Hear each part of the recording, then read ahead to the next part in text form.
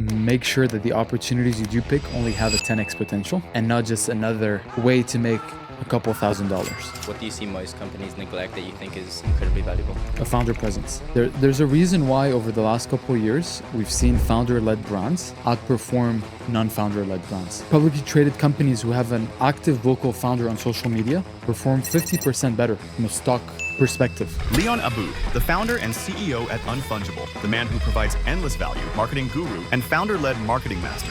You have just gone to a place that is the home of a big winner in terms of acquisition.com with Alex Hormozi. Are you able to give us some insight in terms of what those 2 days were like for you? Big takeaway that I had is most of the money made with this division of acquisition, most of the money is not made with the upfront product, it's made with the upsells. What are some of your biggest tips on being able to work on building that brand, whether you're a founder or just someone who wants to build up that personal brand? It starts with identifying a medium of communication that you are comfortable with. I started on YouTube before even on X. Unfungible we had our first $10,000 month without Leon being on X. You mentioned this a second ago. Only take 10x bets. If it doesn't have 10x potential, then what you have now, skip it. How do you work out if it's a 10x potential? This was something that was mentioned during acquisition, which is... Welcome back to the Lock-In or Log-Off podcast, where I speak to builders, creators, and investors to understand how they spotted the opportunity and how they navigated their way to success. I fear no one but the man who invests more in his personal growth than I do.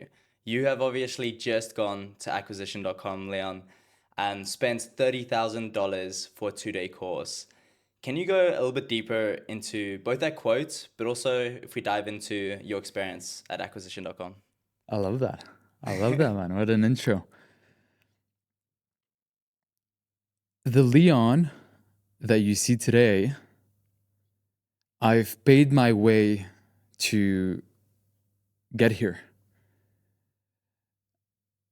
I've always grown up being that kid in the back of the class that had trouble socializing.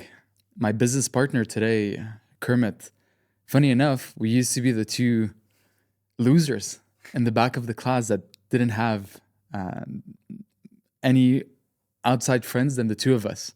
And that is how we connected together. And then something happened to me when I traveled to Canada at the age of 18, had to reinvent my life, going to a new place, had to remake new friends, spoken a language, English, that wasn't my first language in the first place. I had to find a way to reinvent myself in that moment. And one of the books that was given to me by a friend was How to Win Friends and Influence People. And as soon as I've gone through that book and started implementing the material, it all of a sudden gave me a roadmap that I could start following to start making friends. And suddenly, it started working. And that right here became my very first feedback loop, that when something is wrong, there is only one path, and that is to invest in the solution. Whether it's through a book, through a mentor, through courses. That was the lesson that taught me that whenever you are in a roadblock, there is someone that has lived through that can help you overcome it. And I've carried on with this philosophy today, 10 years after that moment, having read How to Win Friends and Influence People. I've invested, I think, close to $100,000 in my personal education, most of which was done in the last 2 years, I would say. Obviously, when I started making more money and had the ability, but trust me, on the first 7 years were full of friends sharing their courses with me, or me finding ways to get my hands on things. So that's why I say the only person I'm afraid to compete with is someone that is attacking his problems and his business growth with more education and more investment than I am. I think that's beautiful. I think it's something a lot of people don't put enough value on. I think They are happy to spend $50 or $1,000 when they go out on a night out, but they're very hesitant when they see $1,000 course for anything self-development or even to buy a book. Something that I've like reading over the last probably around 4 or 5 years has been a huge focus of mine, and I felt like whenever I got to the end of the book, I didn't even look at how much the next book was. I just bought it instantly, and that has always been something that, yeah, the investing in myself has never seen an issue in terms of spending that money. And I think that value has come back tenfold because of it upskills you to a point where you have leverage that pays for all of your courses 10 times over. But people, I think, naturally look at the short term fixes instead of investing long term to actually upskill. What is your view on that specifically? 100%. And it brings back to the feedback loop. It's imagine you had a vending machine where every time you had a problem, you could just press a button and the solution would come out of the bottom of it. The only caveat to this is that you might sometimes have to wait years for that solution to come out. So most people don't even have the first feedback loop to reinforce a decision that they made. It's like that experiment where they had a dog press a button and then food came out. At some point, the dog is trained to it was the bell, the sound of the bell. It's the same thing with us as human.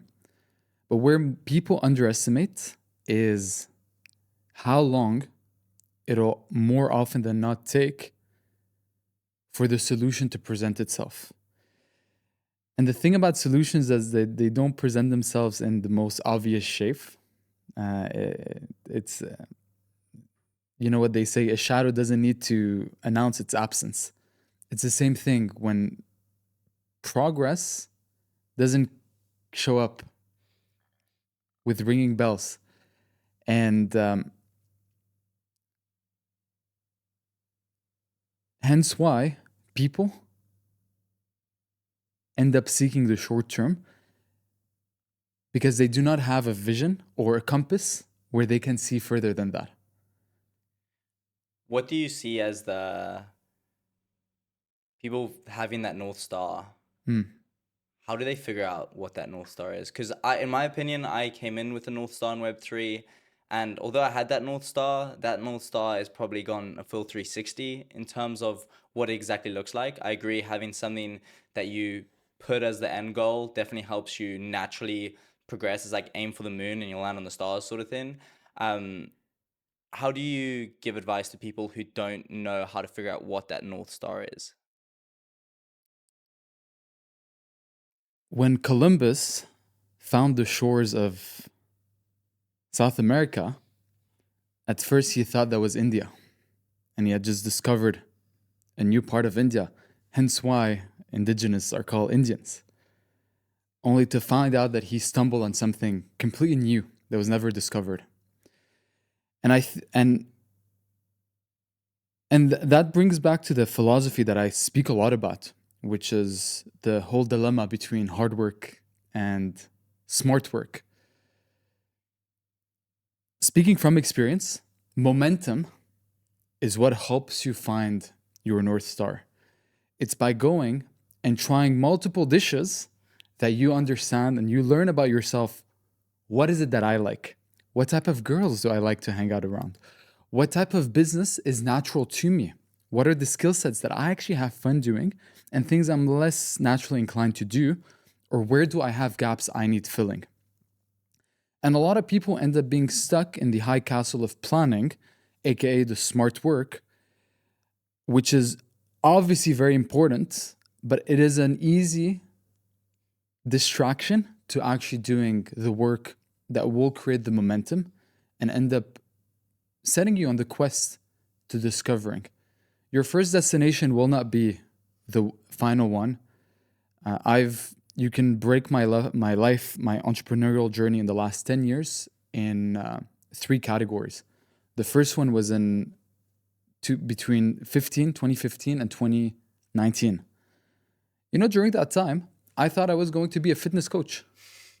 I thought if you look at my videos on YouTube, you look up Jump Rope Mentor, I was convinced that I was going to be a fitness coach and I was going to get the world jumping. And that changed a couple years after when I started developing a greater passion for other things, which led me down the path of today being in Web3. But the only way is momentum, and it's by doing the work that will lead you to find really the North Star. And today I'm in Web3. How is that going to evolve? I don't know. But one thing I do know is that I am a lot closer to where I want to go because it feels natural where I am right now. Yeah, I think fundamentally action is the biggest thing. More action 100%. equals more stimuli. Yes. And the more you do something, the closer you become to building a gut feel. It's like Naval Ravikant speaks on there's 3 huge decisions in your life that most people don't spend enough time on: who you marry, where you live, and your job. And I think for all 3 of those, naturally, you have to try multiple of each to work out what is the right one for you.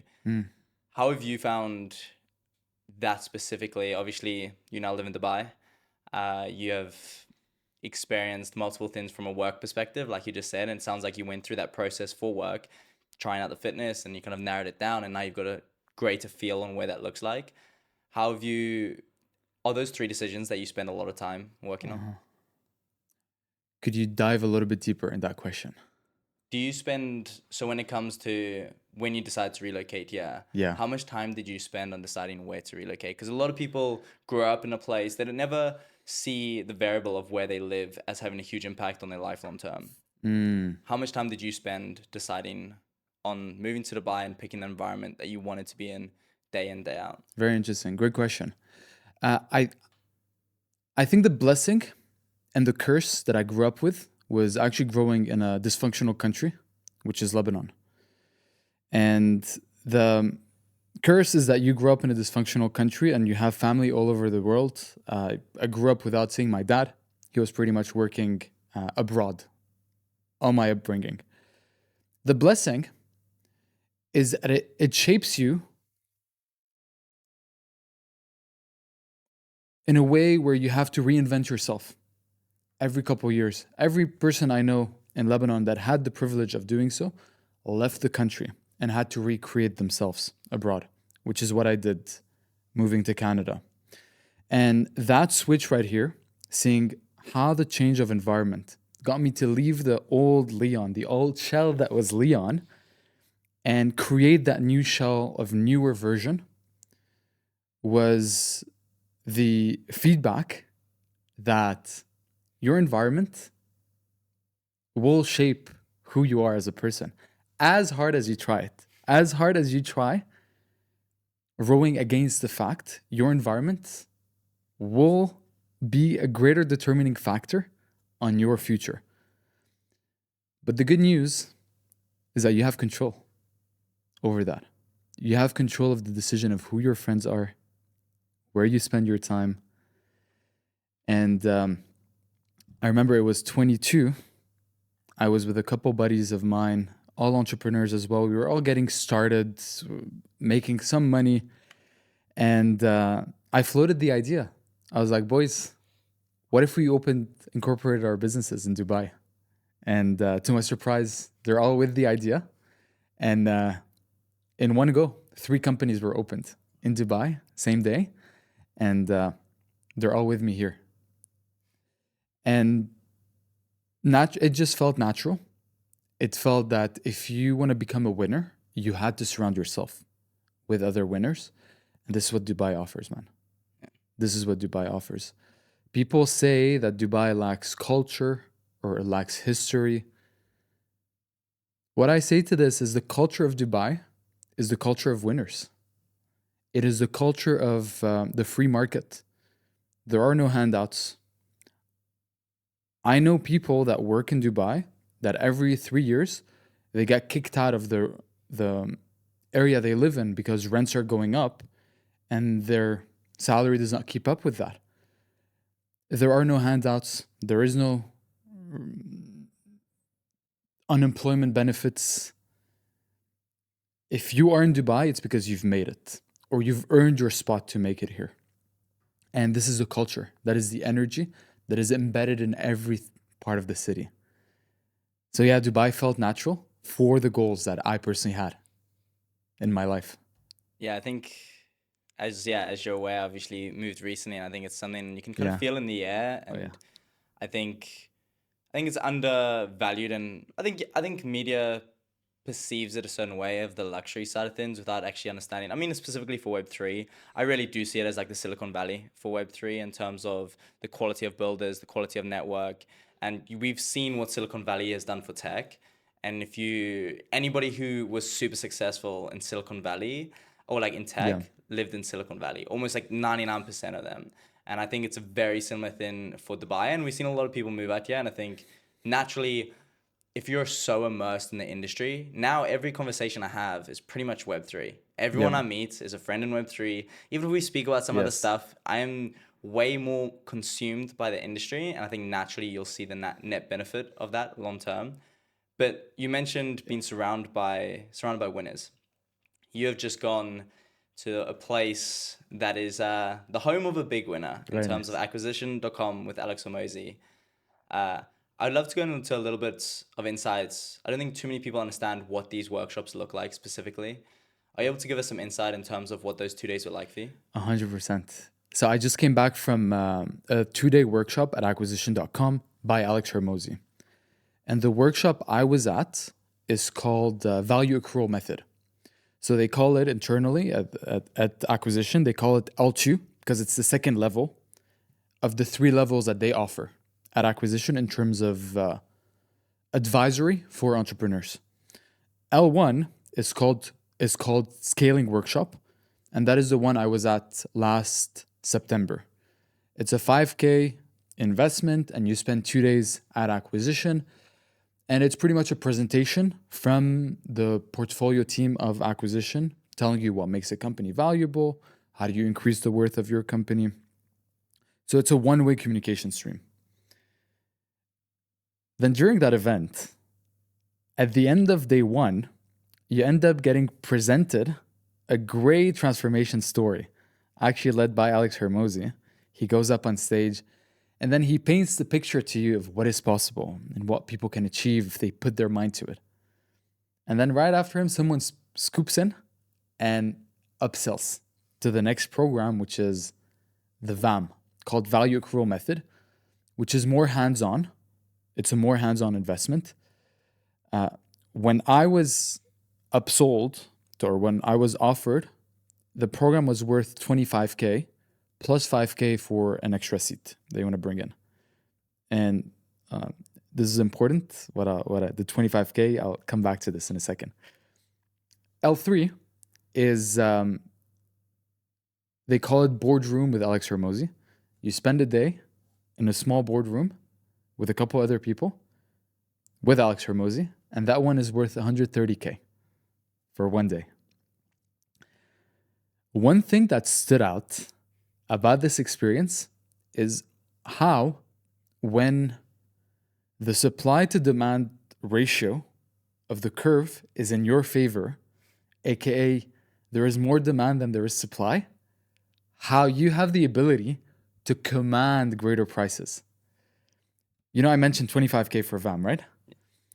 When I was at Acquisition, I was speaking with people. And by the way, these are not set dates where you go. You can change dates. So you're mixed with a handful of people. I was there, and it was a room of about 30 people. And I was speaking to people. One person, she mentioned that she paid 15K to be there. This other guy said he paid 35K. And I was here having paid 25 plus 5 for the extra seat. So I'm like, wait, what is happening here? So I go to the sales guy, and we end up talking. I'm like, by the way, like, did you guys increase prices? He looks at me, he's like, Leon, VAM right now is being offered at 45. So it proves to show how, number one, you have the ability to command greater prices when you have so much demand, you do not know what to physically do with it. The room that they have can only fit a certain amount of people. The only option that they have is increase prices. And interesting enough, the sales guy told me that they haven't seen a decrease in demand after tripling prices. That's the first thing. The second big takeaway that I had is most of the money made with this division of acquisition, most of the money is not made with the upfront product, it's made with the upsells. I did the math.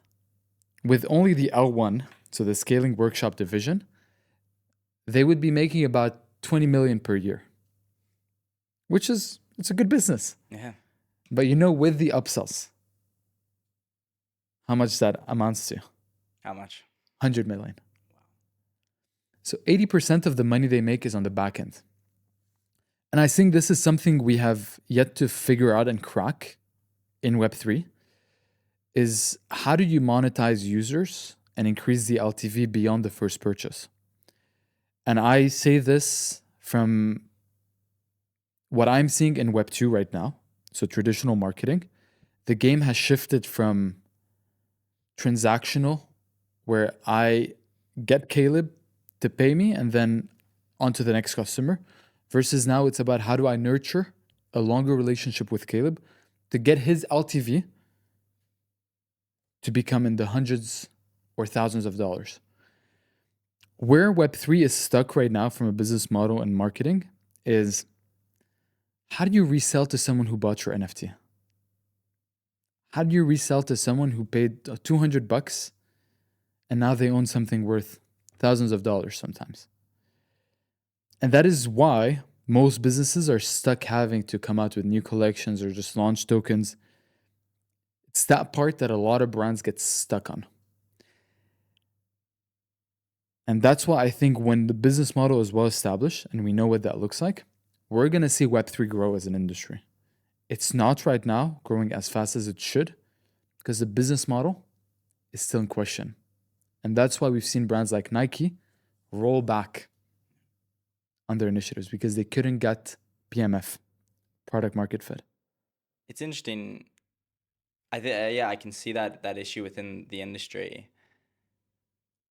However, you see naturally Web3 participants, at least at the moment, their spending habits are much higher than that of Web2. Yeah.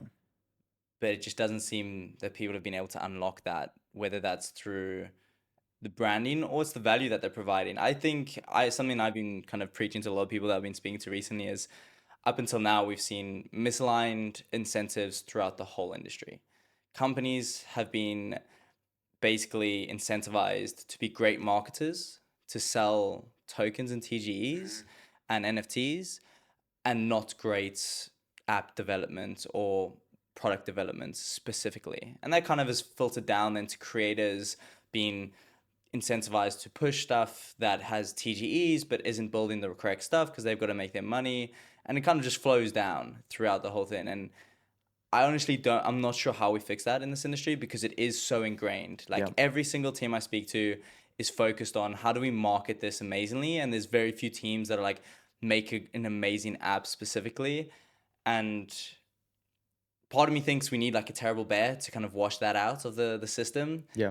But I do think that it's interesting, yeah, because tokens and NFTs are a great mechanism for community building, for brand attachment, for being able to target people and actually to upsell people, like you say, but we haven't seen it happen yet. Mm-hmm.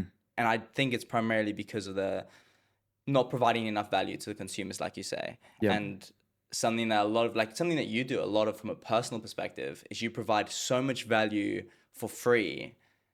And then obviously then you accrue value elsewhere from like deal flow and everything like that comes to your business. But we just don't see that as much on the brand side of things. Do you think we'll see that change? Very interesting. And what's your view on that? Naval Ravikant said it about Web3. He said a lot of the failure rate we see in Web3 is because founders won too early. Founders won too early and they have no more incentive to go out and go back in the mud to try to make it work. The second part of that is once you do have a community whether it's through an NFT or through a token. People support you. You have an army, a fan base of people. What now? Interesting enough, that is a game I've played in the past. In my life prior to Web3, I was building communities on the internet. And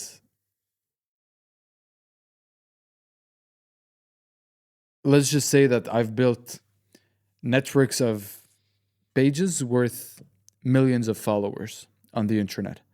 So I had at my realm communities of millions of people. And then I had the idea that most founders have, which is, cool, now what? What do I do with that? So I started with a community, and then I tried to reverse engineer a product for them. And surprise, surprise, it didn't work for me.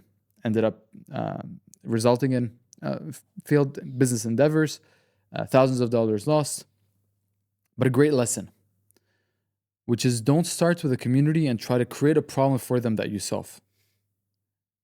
Instead, find a problem, build a product, and then build a community around your product.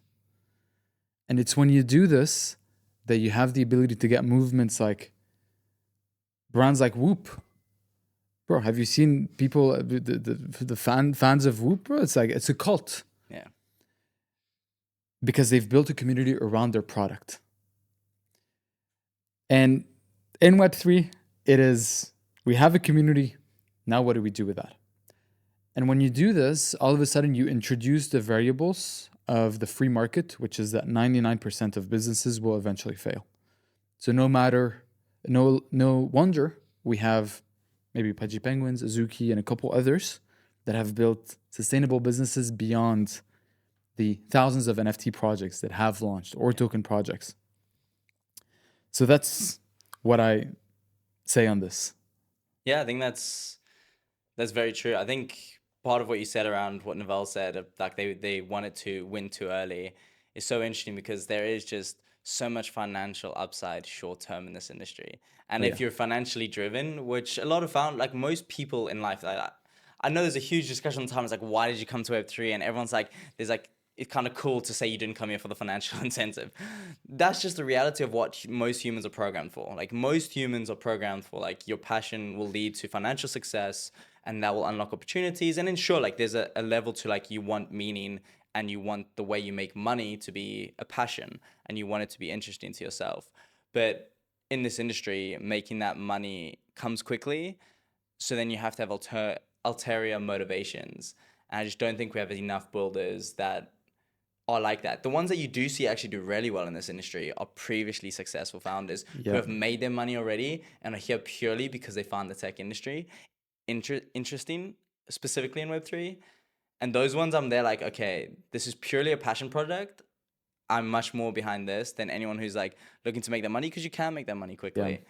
How do you think that is going to change over time in terms of how easy it is for people to make money in this industry? Or is that the nature of a startup industry, like in a tech, and especially how financialized Web3 is? It's a great question. I don't think in any other industry can you go from zero to a millionaire and so quickly. Like traditionally, you'd have to create a business. You'd have to perhaps get funding a couple decades back. You need to build something that could take years for you to even make your first couple dollars. In Web3, you can become a millionaire and just by launching the right ticker. Yeah. Is it going to be as easy in the future? I don't think so. Because of the natural law of market sophistication. With time, consumers in a marketplace start demanding more and better of the brands that they buy from. I'll give you the example of car companies. So 100 years ago, maybe you had the Ford Model T. You didn't have a lot of variety in the marketplace. But then as consumers started to get more sophisticated, they started demanding faster cars, more stylish cars, something new and different in the marketplace. And that is how you had the emergence of new brands like BMW, Volkswagen, all these new companies that came in and served different market needs. The market got more sophisticated. And I think, or I believe that right now in Web3, we are seeing consumers becoming more sophisticated. No longer are people just throwing their dollars at any whitelist that they get, like we used to, not too long ago, 3 years ago, which explains why most TGEs right now or NFT launches just aren't working, because people aren't willing to give them or these founders the attention that they're asking for. Which is why a question now that is brought up, and one that we have a lot of conversations with our clients is, so how do you stand out? And how do you speak to a market that is now more sophisticated? And that is by all of a sudden starting to show people the things that they want to see in a project that they can invest in long term, which is a strong vision. Reasonable execution towards that vision. And number 3, who are you betting on? Who is the team that you're betting on? Are you betting on a 17-year-old that has never done business, or is it someone that has a proven track record? Before, the best roadmap was building on sandbox. Right now, there needs to be concrete proof that your vision isn't just fluff. And then the marketing challenge becomes, how do we communicate that? How do we present that to people in a fun, educational, easy to digest way? And I don't think it's going to get any easier. It's going to get harder, but that's a good thing for the industry. Yeah, something I believe strongly is that, I think for all parties within this industry, everything's just going to get harder to make money, which is amazing. If you want this industry to be successful, that should excite you. I know a lot of people are going to be like, damn. Like, I truly believe there's so many creators that are going to get caught out really badly because it's going to get a lot harder. And if you get Web 2 quality come into Web 3, they will wipe the floor. Like, it'll all round across builders, like creators, everything will kind of be wipe the floor. And I think it's a huge positive, because like everything, like the more competitive an industry is, the better. And it comes to saturation, and we won't have, I think we'll look back at this period as a golden era in terms of just fun and like certain things and like making money. Like, there's so much excitement, but that's just not, it's not what the industry needs to kind of take it to the next level. And I think you have to be prepared for that. And those who prepare for it are those, you have to kind of already believe that you're competing against those big dogs. And I think you can see it in some people, but I think a lot of this industry is going to get caught out when that happens. I have a great example for you. You're going to love this. So in 21-22, what I was doing back then was I was in the game of e-commerce. What we would do is we would scan the market, find hot products, create shops around those, scale these shops to 100 to 250K in revenue, total revenue, and then we would sell the business to someone else who was willing, able, capable of turning that into an actual brand. So private label, get inventory, all these things.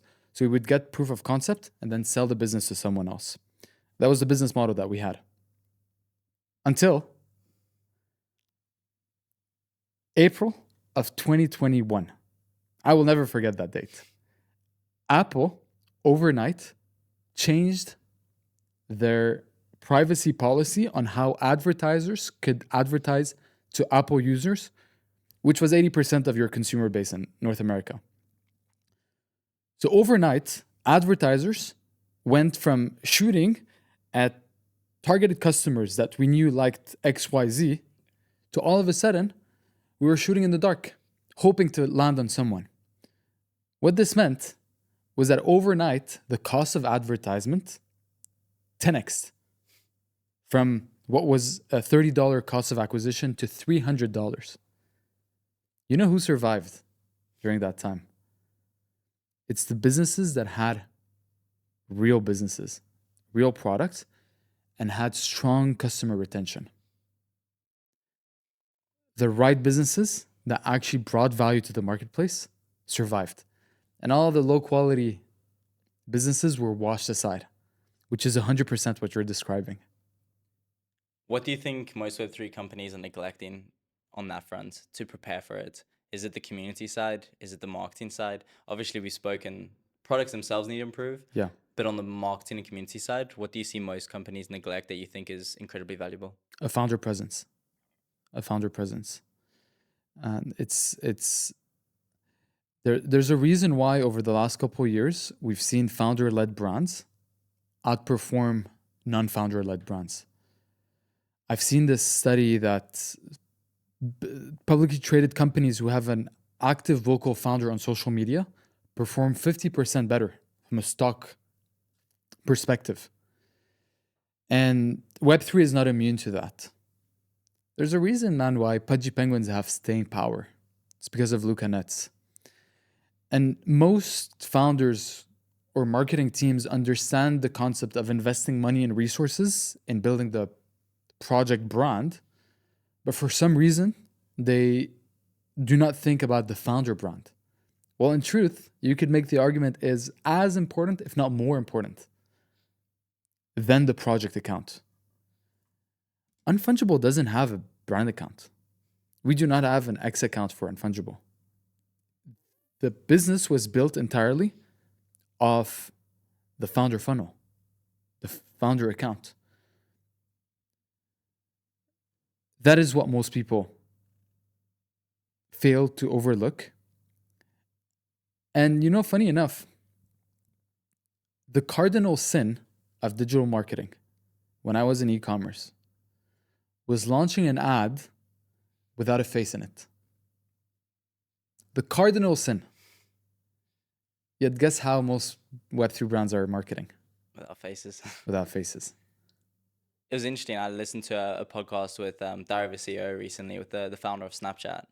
We watched the same one. Yeah, Very it's good. he asked, like, you haven't been on podcasts before. Yeah. Why have you started now?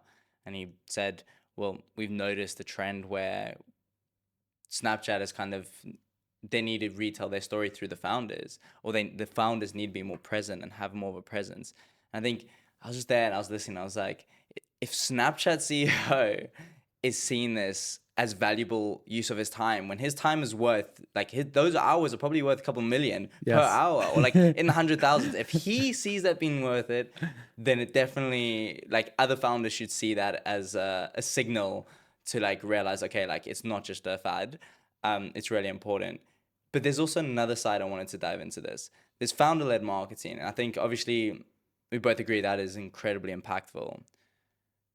But I think there's also a world of, like, team-led marketing. And if you're not a founder, having a personal brand for an individual, but also for the brand that you work with, is incredibly valuable. You look at Shiv for Pudgy Penguins. He's complementary to that Pudgy brand, and he's got his own huge personal brand in itself. AK, who works on your team, is the sales brand, and he has that sales brand locked in. How valuable do you see it for someone who's not a founder to have a personal brand in a specific niche, or whatever they want to dominate at, whether that's working for the companies or just on a personal brand perspective? And the next step when it comes to the founder funnel is the team funnel, which is multiplying that. But as a leader, one of the things you do as a leader is you set the culture.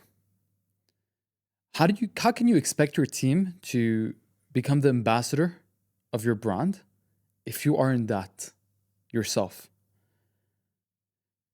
So it all starts with the founder setting the example and showing the way of who is your business, what do we stand for, and what is our brand voice. You can't expect someone on your team to come up with what falls under the CEO. That the CEO casts a vision and allocates resources. This is what a CEO does. And you can't expect someone else to do that for you. Second thing, there's a concept called key man risk, which is, they speak a lot about this at acquisition, which is if one person on your team disappears tomorrow, if they fail the bus test, does your business continue running as normal? If the answer is no, you have key man risk. A lot of teams I see, and when I see this, some of our clients, they're like, Leon, Do you know anyone that can speak for us on Spaces or that can create content about our brand?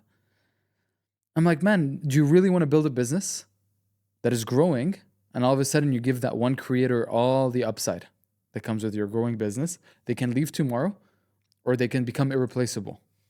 Do you want that? And the answer obviously is no. So if you have key man risk in your business, it better be the person that cannot quit tomorrow, which is the founder. That's a very good point. I hadn't viewed it in that way, and I think from a brand perspective and a CEO perspective, that makes a lot of sense. I do think from anyone who's in this industry or even not in this industry, if anyone just in the current world, in the current climate, I think there's so much like leverage from a brand perspective. If you have a strong brand in your niche, you can get higher pay, you can get better opportunities, you can just unlock so much possibility from the personal brand. Like we see it, like Mr. Beast is bigger than most brands now, and he's an individual. You see the likes of Logan Paul the same, like KSI with Prime in them.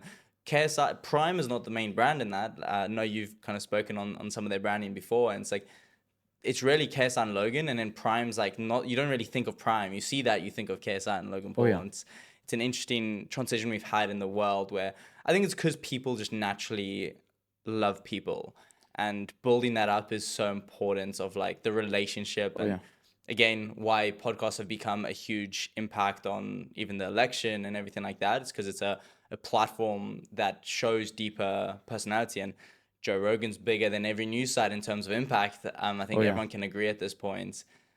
What are some of your biggest tips on like being able to work on building that brand, whether you're a founder or just someone who wants to build up that personal brand? It starts with identifying a medium of communication that you are comfortable with. For me, for example, YouTube was very natural to start. I started on YouTube before even on X. Unfungible we had our first $10,000 month without Leon being on X. And you would think, how? Like X is where Web3 lives. But for me, YouTube felt more natural because I consumed YouTube. And I was interested in video content. I wasn't good at it, but I definitely was interested in it. The next part is start developing your voice. And with that means get the work done. There's no amount of planning that can shortcut how quickly you will find your brand voice. If you look some of my videos with Unfungible that I'm making about Web3, I'm a completely different person than I am today. And in 3 years, I'm going to be a completely different than I am right now. Finding your brand voice takes time. Who you are, who you stand for, what do you believe in? What do you believe in? And a lot of it is a reflection of what you are consuming, the people you're speaking to, your unique thoughts on material that is being presented to you. All this develops with time as you create content. If I had to give recommendations to people, I would stay away from the easy to create content, like written content on X. Because it is easy to create, it is a lot more competitive. If you are not handicapped, you should be making video content. There is no excuse. Language, I hear people say, what I hear, bro, is, but Leon, my founder is insert limiting belief. He doesn't speak English. He is brown. He is 1, 2, 3. Doesn't matter. My question is there anyone that fits 1, 2, 3 criteria that has been successful creating content? The answer is most likely yes. So why not you? Do video, because video is by far the strongest medium to create strong rapport and to build your first 1,000 true fans. We are not in this game to get views. We are in this game to build a business and to make money. That is the game we're playing.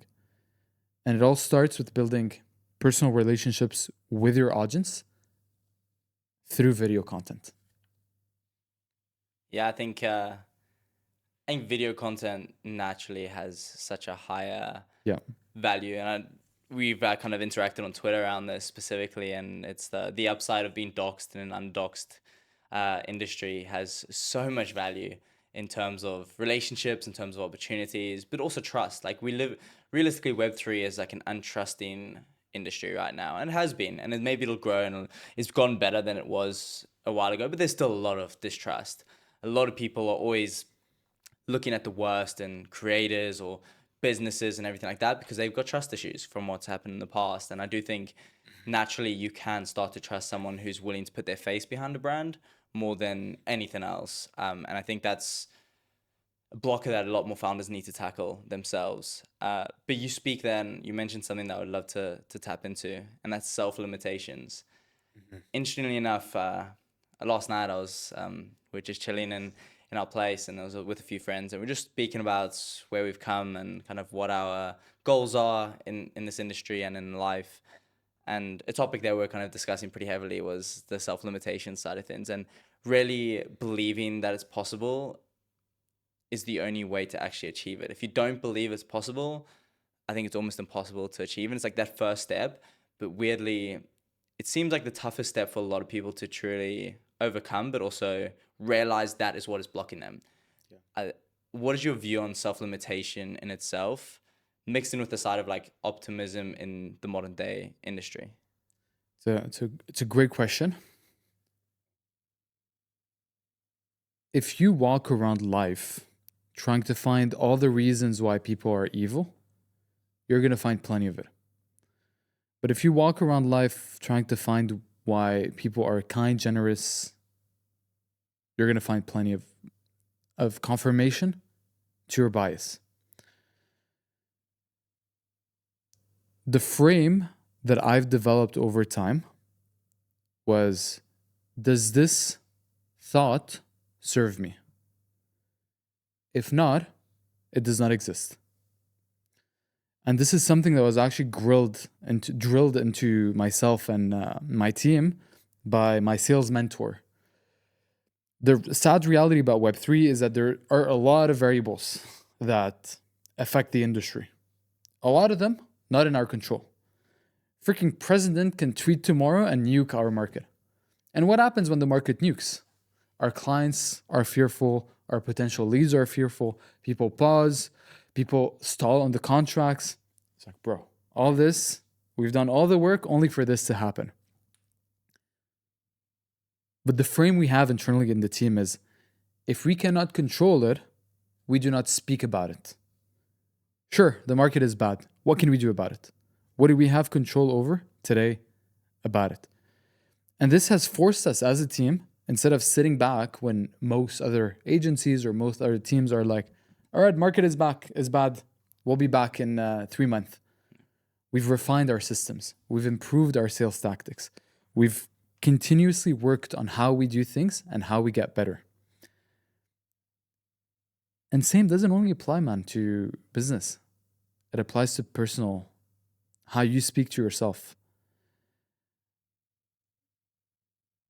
Maybe you weren't born in a wealthy family. Maybe your father was never financially literate. He never invested he never talked to you about investments. He had the go to school mentality. I'm describing my father, by the way. Maybe you're not an English speaker. Maybe, sure, people have prejudice over how you look and how you speak and your accent. Sure. But if that belief doesn't serve you, it doesn't exist. It doesn't exist. And call me irrational, but that belief alone has served me, because I don't think from a fundamental perspective, I don't think I had a reason to be here today. Like, there was no reason. If you look at Leon, the variables you would not have bet on that horse, believe me. Yeah, it's interesting. Like, part of the discussion last night was I was kind of looking back on what I set when I decided to go Web3 full time, and I'd achieved everything I'd kind of looked to do and achieved it, and I was there. I'd gotten to where I'd wanted to do, and I kind of was thinking, I was like, am I the smartest person? No, I'm definitely not the smartest of everyone in this industry. No chance. Am I like, do I have a specific skill set? But not really. I've kind of worked it out. I think part of it was just because I believe I had this irrational optimism that it could happen. Yeah. And I think the not always listening to what your brain tells you and challenging it sometimes.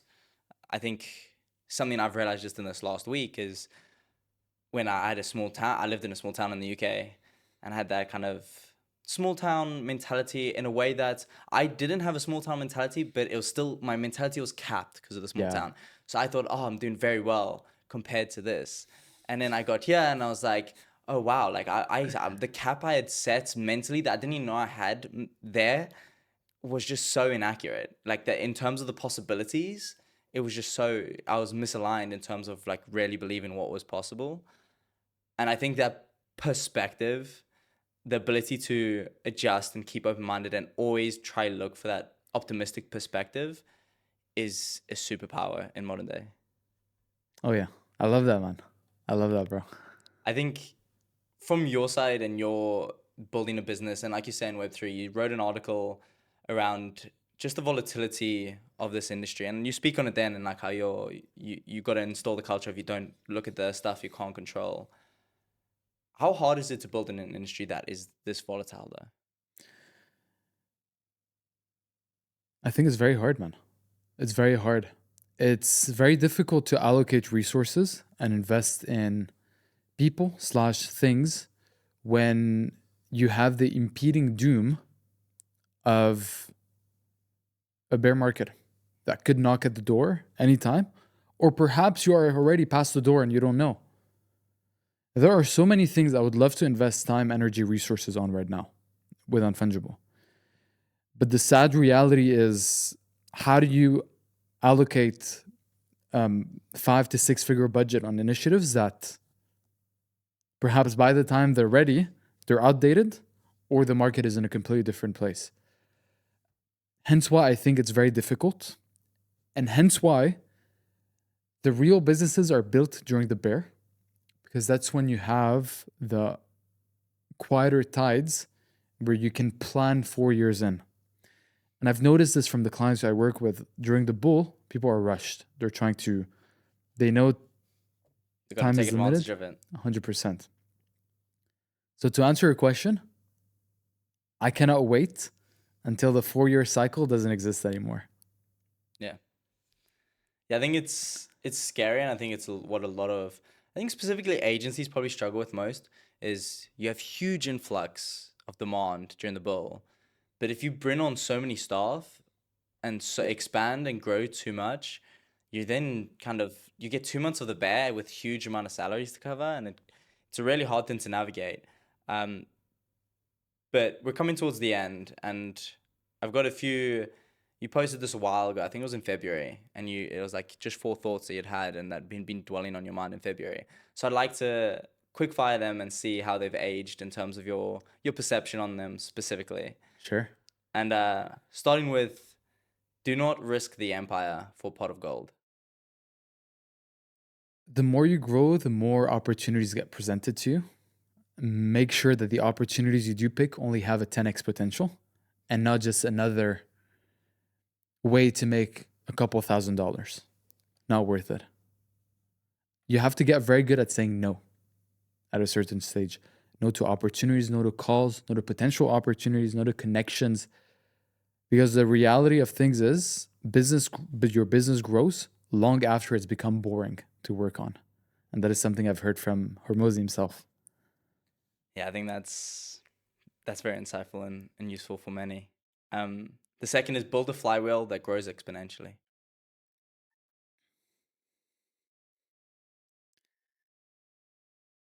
If you look at the most successful businesses, every aspect of the business feeds in on itself. So I'll give you the example of Hormozi. The advisory division, where the workshops, entrepreneurs come in, what this does is it creates cash flow for Hormozi and it creates lead flow for his acquisitions. So the content feeds into the advisory, which feeds into the other division. That's a flywheel. building a flywheel takes time. I'm still definitely building mine right now. But you want to think in the context where what are the different divisions that you have and how do they feed within one another? One of the things I've seen, and I was just talking to an entrepreneur this morning, he has a agency and he's trying to sell t-shirts on the side. Like, how does that feed into, like, where's the flywheel? That's an example of when you think through the flywheel frame, that shouldn't be here. Yeah, I think there's so much opportunity in this space. It's so easy to then want to pursue multiple things and kind of segment your time and everything like that, because it does. The bigger you grow, the more opportunities you get from work, from content, everything like that. And I think something I'm still working on myself, of like trying to make sure I narrow down enough to make sure there's a compound effect between the things that I work on. And I think that's something that should be top of mind for a lot of people. You mentioned this a second ago, but I want a slightly different angle on it. And is only take 10x bets if it doesn't have 10x potential. Then what you have now, skip it. How do you work out if it's a 10x potential? Oh, what a good question.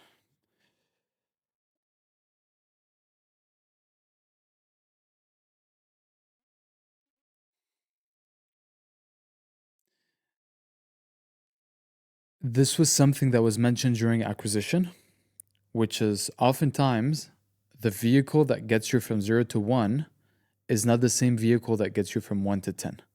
It's a completely different business to get you from 1 to 10. The thing is, when you are already at 1, you're a couple tweaks away or a couple new product introductions or business pivots from getting the 10. Where what most people do is they have a lot of 0 to 1 running in parallel. So people always get stuck in that in between without getting the compounding effect that comes with one business. Dude, there are so many things I would love to do right now. There are so many opportunities. There are so many products I want to build.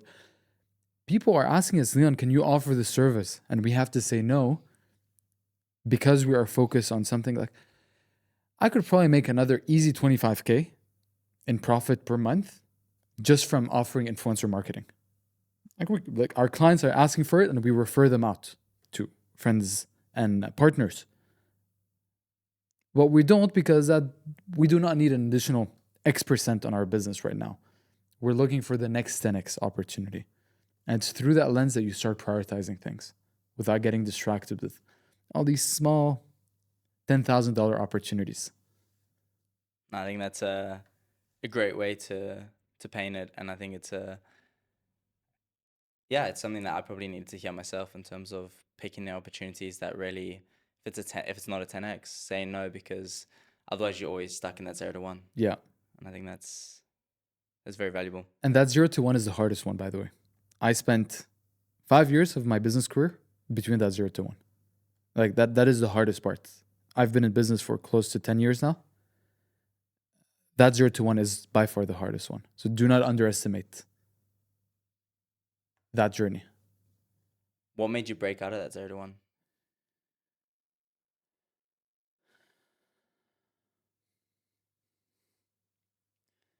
I like to say experience, but it's interesting.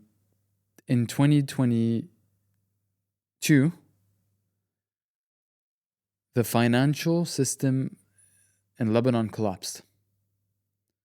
My father, who I briefly touched upon earlier, who spent his life working abroad so he can bring financial prosperity to his family, all of a sudden my family lost all their life savings, everything. Like they still, today, 3 years after, cannot access their bank funds. That was money that was put aside for my parents who are retirement age right now. When that happened, there was no other option for me than for it to work. There was no path outside of this has to work. Therefore, it was already too late for me to go back and pivot businesses. It was the beginning of the bear market with Unfungible.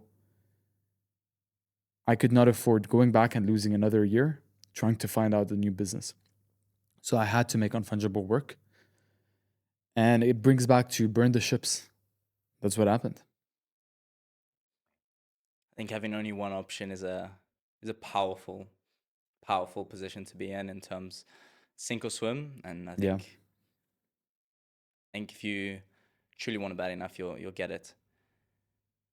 Final question before we close off is, if you were to be sat down with yourself, younger Leon, 10 years ago, what piece of advice would you give him? Good question.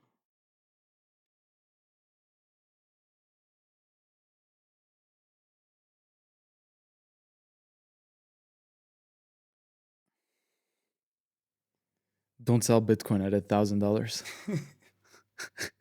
That's a hard one. That would be it, bro. I That's a promise you, hard bro. one. I saw Bitcoin at 4K, man. Wow.